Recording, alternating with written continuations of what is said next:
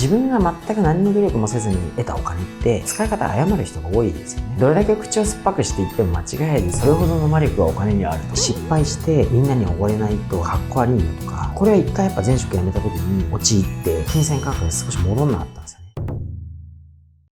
当たり前のこと言ってるんですけど、お金は物じゃないですか。正しい使い方ができれば自分を幸せにしますし、誤った使い方をすれば自分を不幸にするもんだと思うんですよね。お金稼ぐのは悪いことじゃないんですけど、お金をもらうために仕事をするはやめた方がいいですよ。努力なく入ってきたお金にはありがたみ感じられないんですよ。だから浪費するし、自堕落になるんですよ。自分で一生懸命頑張って働いたお金って大事に使うんですけど、ギャンブルで得たお金って、ギャンブルで買ったからパッと使っちゃおうかみたいなイメージはこういうことですよね。自分が全く何の努力もせずに得たお金って、使い方誤る人が多いですよね。散々言うんですけど、誰もが失敗するんですよ。小さな失敗でも。僕も失敗してますし、どれだけ口を酸っぱくしていっても間違える、それほどの魔力がお金にはあると。これは大前提で理解しておくっていうのが大事ですね。お金を使って得られる喜びって単純に自己利益じゃないですか。無駄遣いをするっていうのも自己利益。割と多くの人がお金を持つと管理ができなくなって、要いっぱいあるからする必要がないとかね、つい使っちゃう人が多い。使うことに慣れると金銭感覚が麻痺してくるんですよ。最初は例えばご飯食べるのに1万円のご飯食べんのってなってるのが慣れてくると、まあ1万円か、次はじゃあ2万円いってみるかみたいな当たり前になっちゃいますよね。あとお金を持った人が偉いっていう価値観もやめた方がよくて、分かりやすい目標としてやっぱお金を稼ぐことを掲げるっていうのがサクセスストーリー的によくテレビとかでももてはやされるじゃないですか。こんだけお金持ってますとかね。稼ぐことが目標でもいいんですけど、決して目的にしてはいけない。お金に困ったりとか、お金に対して劣等感がある場合にこのような欲求生まれやすいなと思ってます。結局金が欲しいって分解していくと、見栄とか承認欲求とか尊敬されたりとか、これも自己利益なんですよ。高いものが良いものという考え方にまずみんななるんですよ。本当に高いものがいいものもありますよ、いっぱい。でも単純に高額な車、高額な時計、高い食事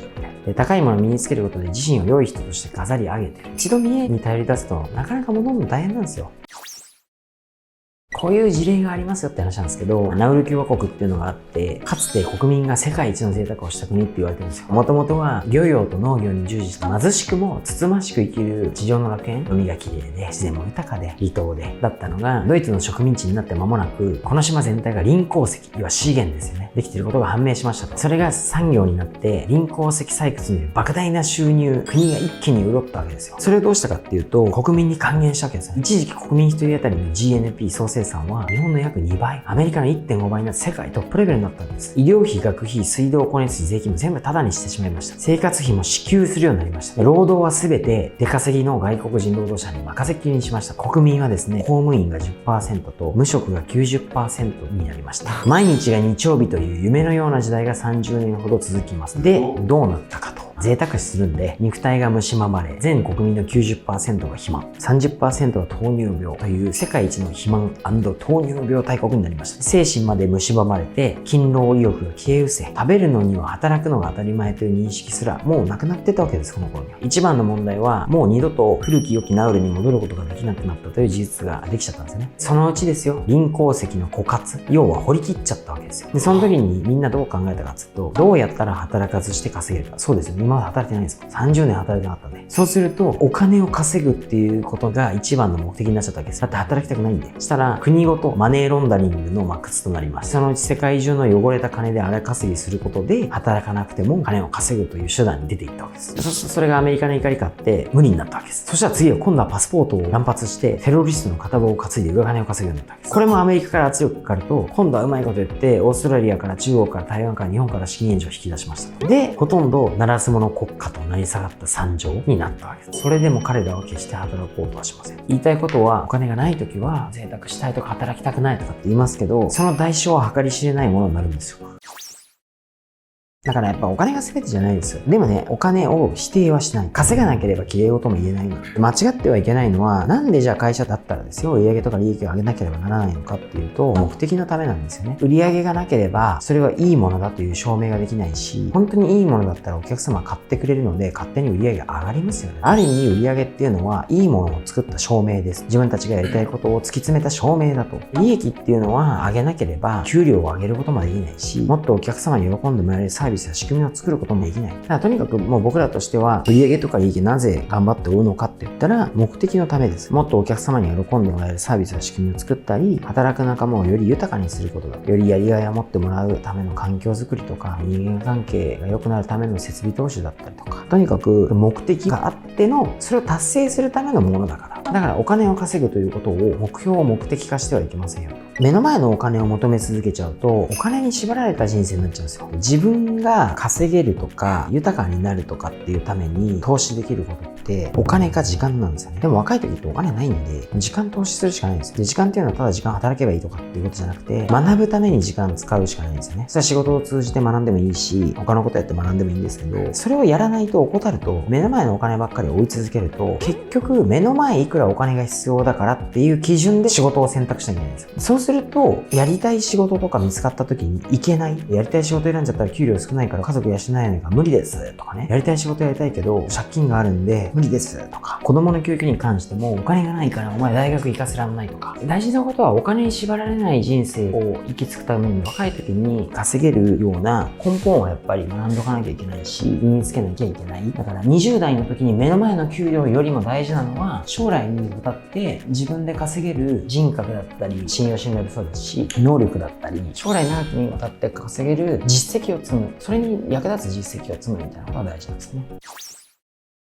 お金が増えたら何ができますかっていう点に関しては、世界が広がるしチャンスが広がると思ってまして、要は使えるお金が増えるわけじゃないですか。これっていろんな経験できるようになるんですよ。例えばそれこそだから食事にしてもお金がいっぱいあったら、人はなぜ一人4万円もする例えば料亭に行くのかとかですね、行ってみたらこういうことかって理解できたりとか、どういう人が言ってるのかっていうのも分かったりとか、それが人生の器を広げることにも経験としてつながったりしますし、例えば僕なんかで言うと一応サービス業だから、こういうホスピタリティが素晴らしいっていうホテルに泊まってみて勉強できるのもいっぱいあるんですよね。でもそれは高いと。でもお金があったらそういう使い方もできるんで、より自分の経験値が広かったりとか勉強できるわけですよ。でそれをやっぱり人生とか仕事に生かしてやっていくと、また稼げたりとかするんでっていうことだと思うんですよね。先ほども言ったんですけど、お金は誰しも失敗しますよと、1回だと。でもその失敗っていう経験から学べることもあるんで、自分は失敗しないと思うことが大事なんじゃなくて、失敗する可能性がある。でもお金ってそういうもんだから。でも失敗した時とかお金の魔力にはまりそうになった時にどうするかっていうのだと、やっぱり考え方の軸とか真面目さがあれば緩和したりとか回避とか復帰ができると思ってるんですよね。これってじゃあ何でできるかなって自分なりに考えた時に、自分は読んだ本とか影響を受けた人とか過ごしている環境だと思うんですよ。自分としてだったら過ごしている環境をなるべくそういう環境にする。社長としてじゃあ儲かったからフェラーリ買うぞ、ロレックス買うぞとかっていうよりは、お金はこういう風に大事だよとか、お金というものの考え方についてとか、フェラーリ買うのが悪いとか高級時計買うのが悪いとは思わないんですけど、身の丈に合わず買っちゃう人がいて、それに憧れちゃってお金狂っちゃう若者とか見てきたんで、失敗してもいいですけど戻ってこれるようにとか、逆にちゃんと経験として今後に生きるような環境を作れるんだったら作りたいなと思ってやったりするわけです。お金を稼ぐっていうのはいいことなんですけど、正しい目的を持っているっていう状態が大事だ。必ずお金を稼ぐことは目的ではない。お金を稼いで何がしたいのかっていう目的は間違うなよと。お金があるっていうことは選択肢を持つことができるってことだから、ちゃんとそういう理解にしようと。でそのためにやっぱ稼げる力が必要で、そのためには稼いだお金を稼ぐ力を養うために使うことも大切なんだと。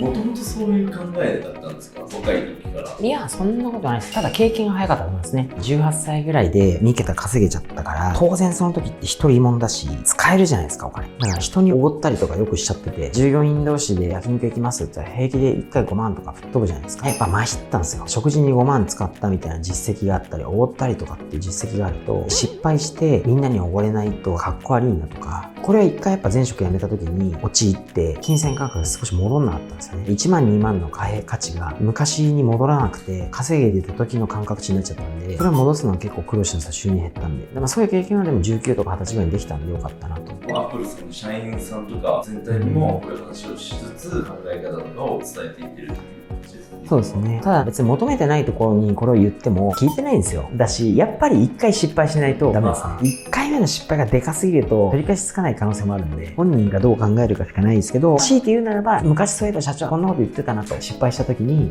戻ろうって思ってくれたらまあいいんじゃないのみたいな。仕事だけじゃなくて、こういうようなお金についてとか、仕事以外の考え方とか、そういったようなものとかを社員さんたちに伝えていって、文化形成していってるみたいな感じですかね。そうですね。昔からそうですけど、会社が大きくなったとしても、それこそお金稼げたとしても、どういう人と一緒に働きたいかとかっていう理想論をまとめてていくと、一緒に働いてて気持ちいいやつと働きたいから、そのためにはやっぱり仕事だけできればいいよっていう概念じゃないかなと思ってるんで、自分が人生生きてきた中で自分を形成するにあたって良かったなと思うようなこととか、こうしてきたからこれがあるんだっていうようなことはなるべく伝えていってあげた方が、その人のためにも時間軸は長いですけどなるんじゃないかなと思って言ってるだけなんで、こういう文化形成したいからとか、会社をうまく活かせたいから、もちろんうまく活かせたいですけど、活かせたいからこういう教育とか話をしてるというよりかは、いっぱい若者がいるんで、若者の中で一人でも社会に役立つ立派な大人になってくれたらいいしと思って、自分の実体験から良かろうと思う思考を言ってるだけですけどね。ありがとうございます。